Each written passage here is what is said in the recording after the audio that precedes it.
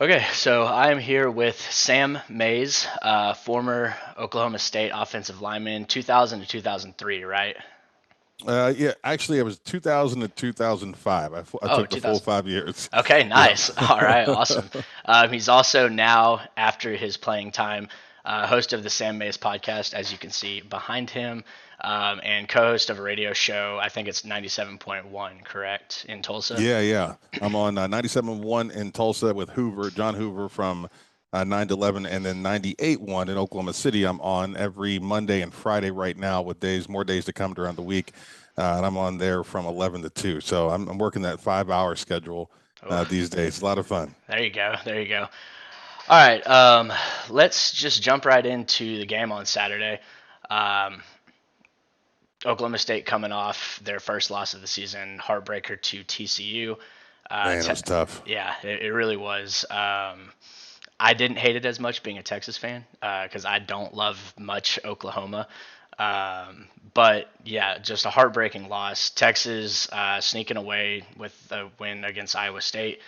But I think the biggest question coming out of that game is the health of Spencer Sanders.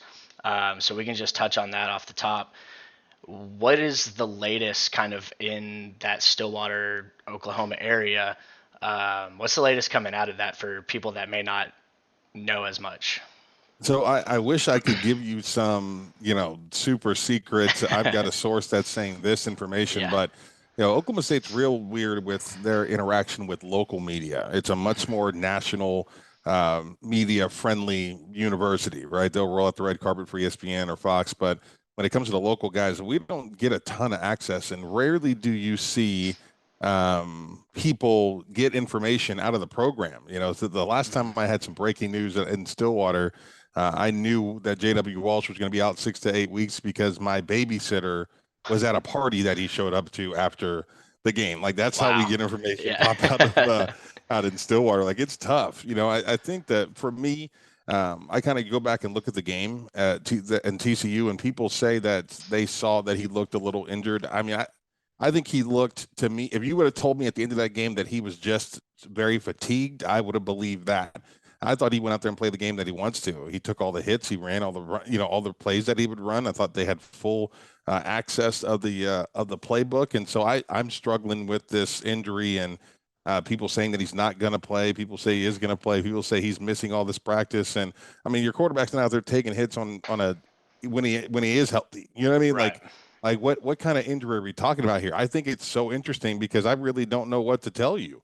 Yeah. I mean, I really don't. If he plays, if Spencer Sanders is 95%, Oklahoma State should win this game at home. Yeah. Right? It's the Hornets' nest, and that fan base has done nothing but get themselves riled up for the last decade, and it's a tough place to play. Yep. And they will have something up front for the defense. And Texas's offensive line, even though they're battle tested, I think this is a 3-point win for Oklahoma State if he's 95%. If he doesn't play, then Texas, and if he's less than 95%, then Texas probably wins. Yeah. Like I think that he is the X factor in this game. I think he's been the X factor all season long, and this is some of the best football I've ever seen that kid play. So Yeah. he's the storyline. There's no doubt. So we'll Yeah. see. And I promise you, you won't know until game day. Gundy has mastered this. I don't know how he Yeah. does it, but people just won't know. Yeah, and I think a lot of the like rumors that have been flying around really stem from watching the line move from I think it opened at Texas like -1.5, and now it's up to like Texas -6.5. But I'm weird about that. Like, people use Vegas as a predictor for all kinds of crap, but Right. I'm weird about that stuff. I don't buy into it near as much. And of course you've probably heard the same. It's his shoulder, it's his ankle, it's everything. Yeah, But I right. mean, I've heard three different things, and I'm like, there's no way it's a lower body thing. yeah, And if it's a shoulder thing, it's got to be his off arm, yeah, right? yeah. Because I'm not noticing a ton of difference in his throwing motion.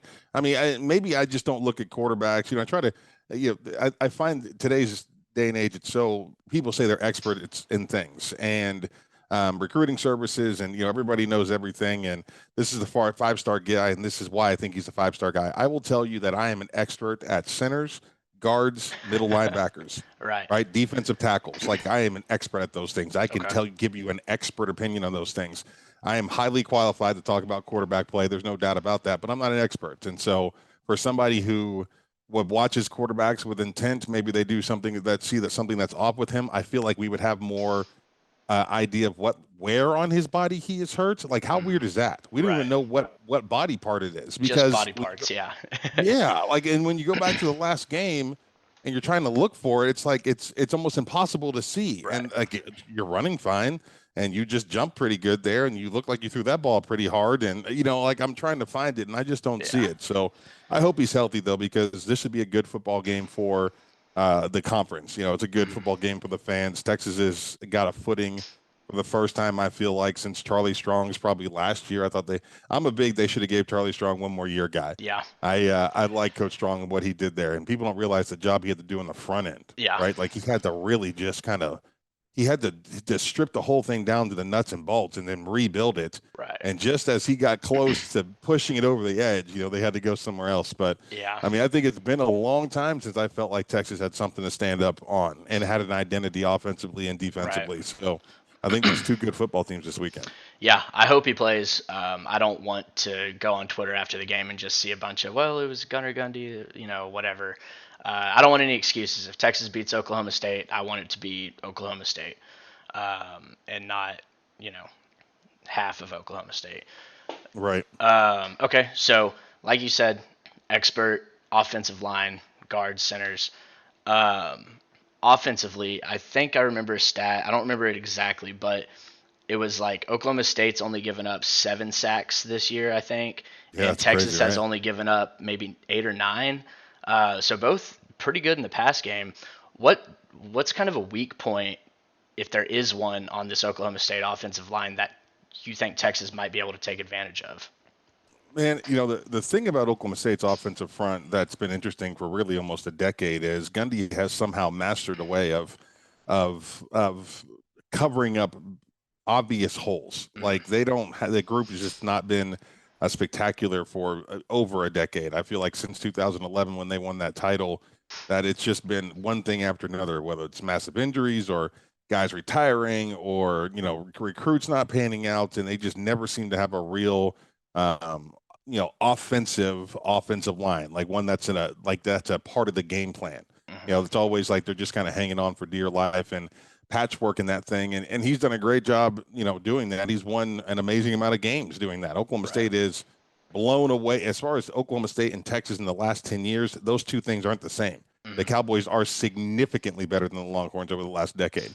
And it's crazy how he's done it when you consider some of the issues he's had up front. And I think he's got more of some of those issues this season. And so when I look at the interior of that group, I think the center position's been in and out due to injury. Like if they're not healthy 100%, it's going to be tough for them. But I could say that about the Oklahoma State offensive line against every other team in this league. Right. Like it's going to be a season where they have good games and a season where they have bad games, a season where they stay healthy and a season where they get hurt. Like it's going to be all over the place. Yeah, and I feel like that's a story across college football. It's just there's, Right. other than maybe like Alabama and over the last 5 years, probably Georgia. There's just not a whole lot of consistent line play, and Texas has seen a lot of it. They've got. I don't know if you've had the chance to watch our true freshman left tackle Kelvin Banks, but Are you kidding me? he, I'm a disciple. I love yeah, that kid. yeah, he's awesome, man.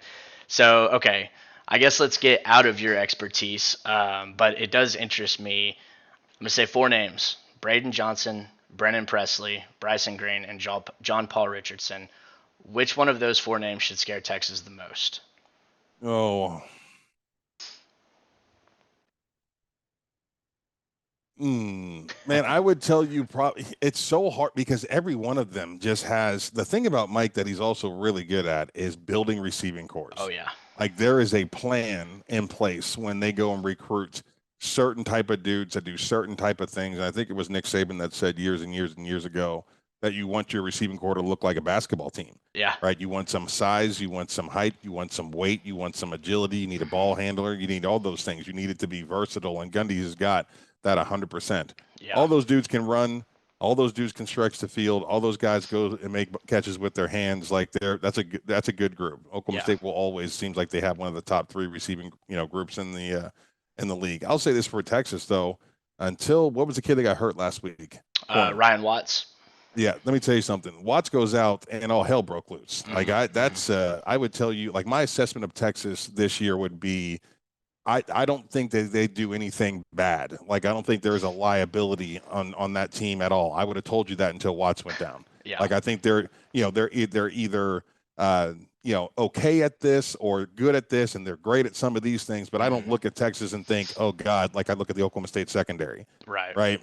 Like I don't have that moment with Texas. Watts goes out and it's like, oh, Yeah. oh boy. Like Yeah. that thing got It. it got out of control real fast. And obviously with a week of practice, Watts coming back? Yeah. They just announced today that he was going to be available for the game. So Okay, cool.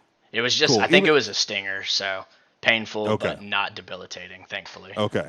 So even let's just say he goes out in the third quarter. Well, with the experience that that kid had last week when he had to go into the game, right, the backups and a Hmm. week worth of practice, he'll be mentally more prepared. So Sure. I always want to give, those guys, I give those guys a real big break when they have to be thrown into the mix in the middle of a game because the first thing the offensive coordinator does is, oh, new guy, let's throw the football at him a Yeah. dozen times. And That's so what they and it did. goes Yeah.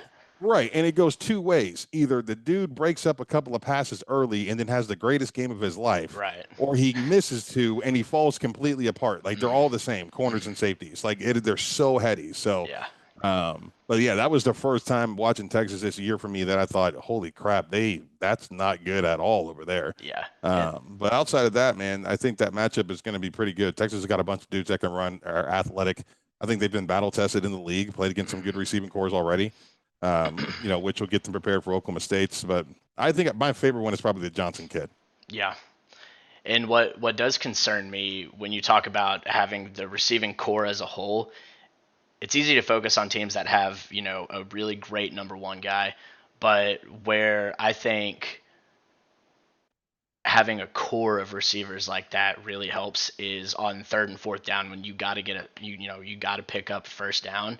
It's not easy to just, you can't double team four guys, right? Right. And Yeah, you can't bracket four dudes. that's something Texas has struggled with mightily this year, is getting off the field on third and fourth down.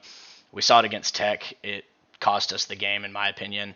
And then with Iowa State, I mean, I think they converted 7 of 10 third and longs last week, and a lot of that came after Watts went out. So that concerns me a lot. I think we're going to see probably some pretty high passing numbers from both quarterbacks. Okay. Yeah, I would tell you this too. I am very confident. Like I don't know what Gunnar Gundy brings to the table from a athletic standpoint, Hmm. right? But knowing his father, I will tell you that the expectation for Gunnar Gundy, excuse me, as far as the passer that he is, he will Uh-huh. know the offense and he will be comfortable with every receiver and he will Yeah. stand in the pocket tall and he will fire that ball. I promise you. Yeah. Like that kid's not going to be passive and it's not going to be one of those things where he looks nervous. I think, Right.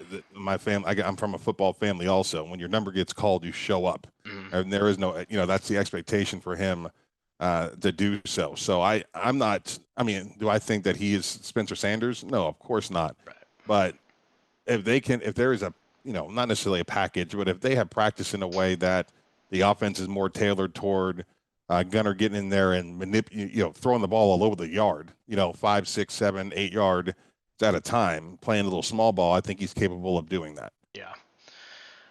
What makes playing at Boone Pickens Stadium so special? We always hear about it. As someone who's done it, what is it? It's the Oklahoma State's fan base is unique. Hmm. It is they are there for the party, right? They're there. There's 30,000 people that tailgate in Stillwater on a Saturday, Wow.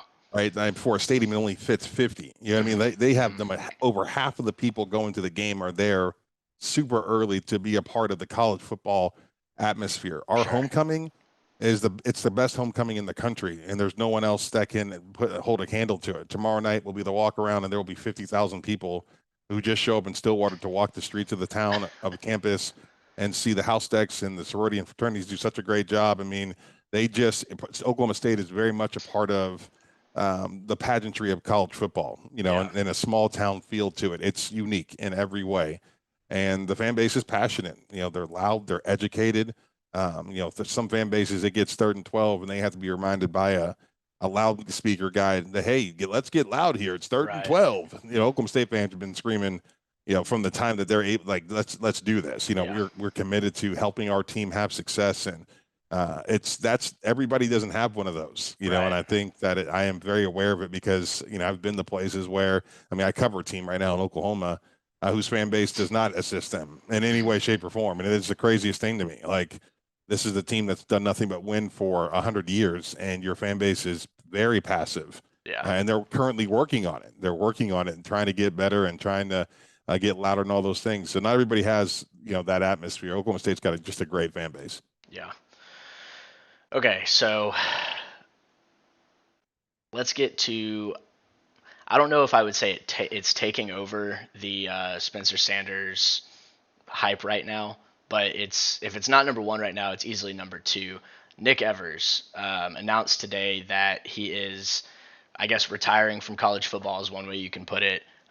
Preparing himself for the draft is another way. How much does that affect the Oklahoma State defense? I mean, it's a hit, right? I mean, that kid's Yeah, a player. He is yeah, really he's shown up quite a bit this year, and I think he's got a legitimate chance at the next level if he can stay healthy. And but it is no question a blow to the Cowboys. I sent out a tweet that said, I think I said, what has happened to the game that I love, because this is something that I would have never even considered, and most people would have never even considered right. 20 years ago, 30 years ago when we were on the field. But it just shows you how much college football has changed, where not only this is something that kids consider, but it's widely accepted as okay. Yeah, Like, oh, we got your back, bud. Thank you so much. And I get it. He's been hurt and he's got an opportunity. He's played himself into a draft conversation.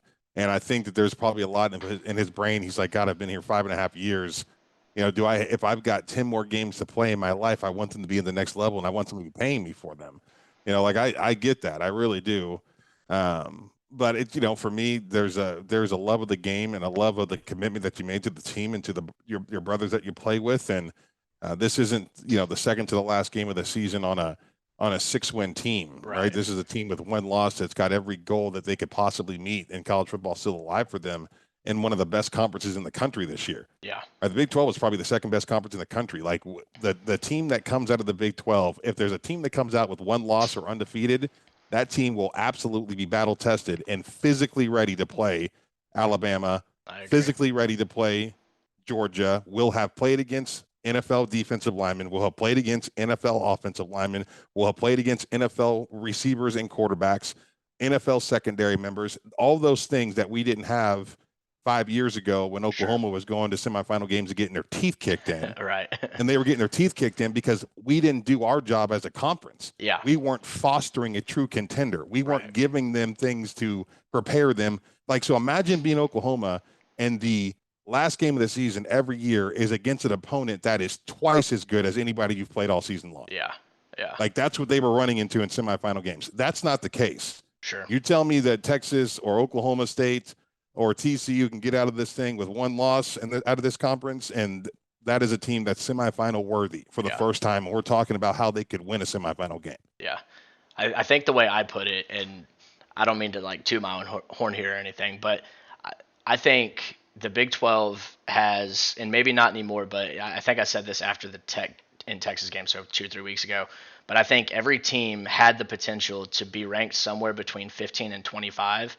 And I don't think a single team finishes inside the top 12 to 15. Right.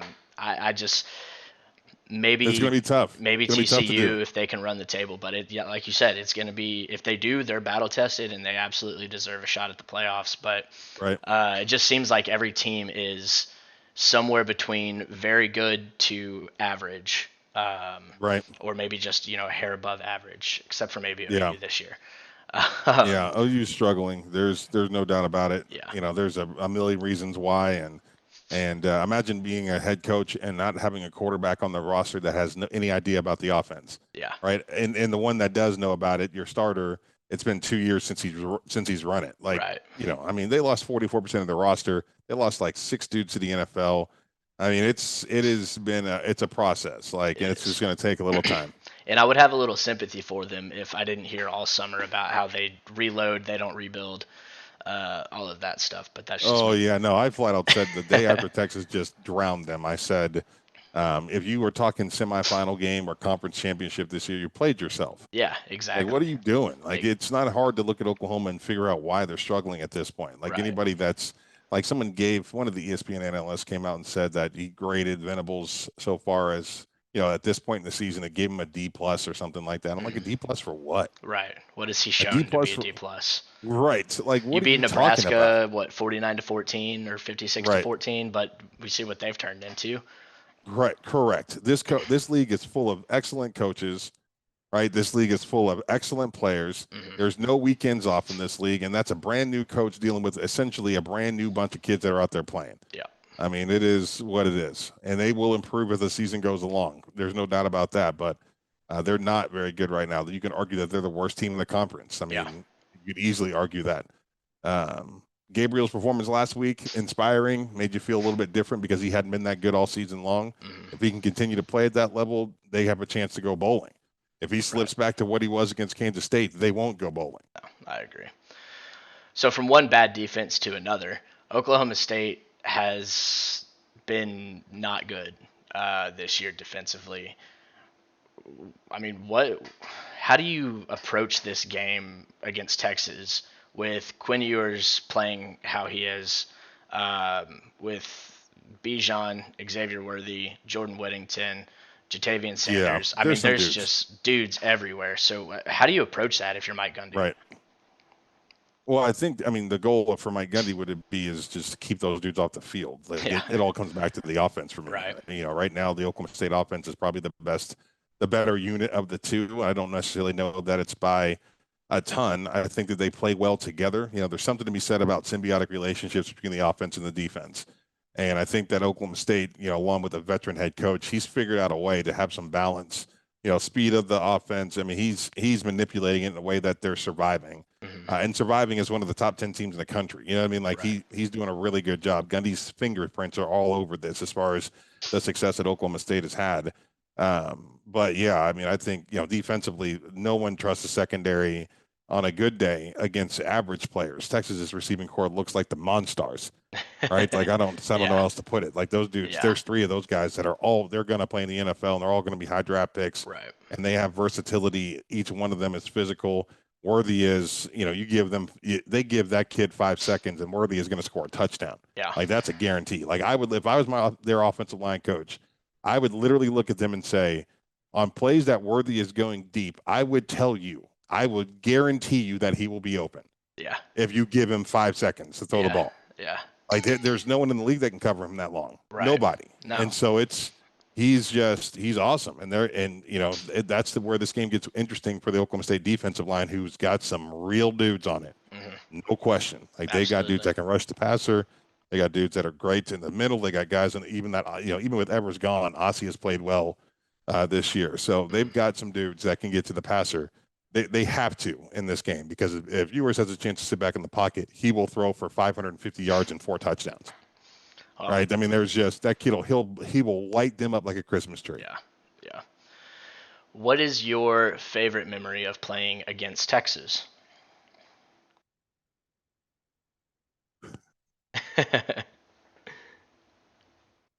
Do you have a So favorite memory? I'm gonna. You don't know this about me. Okay. So I hate Texas, That's fine. like with an unbridled passion, Okay.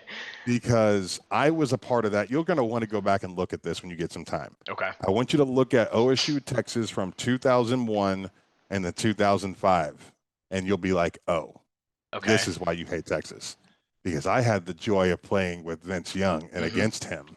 And I want to say it was twice we had double-digit leads at halftime. Yep. I remember. We ended up losing. I don't remember 2005. I was like 8 when that game happened, but I have seen it enough times to remember, what the pump fake and all of that stuff. Oh yeah. So that happened to us twice, once at home and then once on the road. And then the other road game that I played there was my redshirt sophomore year. And I'm sure I'm going to throw out the wrong scores here, but I want to say it was like 16-13 final. Okay. But what had happened right before the game ended is Rashawn Woods catches a touchdown pass to go up like 19-13. And we were all losing our minds. Like those Texas teams back there were titans. Hmm. Like those Hmm. dudes were pillars of college football. Right. Bigger, faster, stronger, great backfields, great quarterback. Like they were national title contenders each and every year. Yeah. And so we thought that we had beat them. And Rashawn got called. They threw a flag because he had stepped out of bounds and was the first player when he came To back in. He touch was it. the first player to touch the ball, Right. and they waved the touchdown, and it Hmm. was heartbreaking. So, like every loss that I've ever had against Texas has been devastating. It's the only team in the Big 12 that we didn't beat at Oklahoma State in those times, and that Really? was saying something. Yeah, Wow. I didn't know like that. we were the oh yeah, dude, we were the scrappiest team in the league. Like Yeah. no one wanted to come to Stillwater and play us. Yeah. A bunch of pirates on that team. We had about 26 dudes that could play football. Right. There's no depth at all. Yeah. But we were actually, I mean, we beat OU twice. We beat Nebraska for the first time in 50 years. We beat Kansas Wow. State, who was really good at that time. Like I played against big S- time players, big Sproles. time Yeah. teams. Yeah, I mean, we were really really good, and so that one year, we ended up playing that season in Stillwater when we had the big lead. Everybody was excited because if we would have beat Texas, we would have gone to a BCS game. Oh Right, wow. we were going to the Fiesta Bowl or Uh Orange huh. Bowl, I forget which one it was, and whatever it was, there was like nachos or oranges under the seats. Like people were, it was like a big deal. Like if we had just beat Texas, Right. like this is where this was going to go for us, and we ended up losing. And then we went and played Eli Manning in the Cotton Bowl, and that dude was so smart. He like checked down to 3 ISOs for like 120 yards rushing.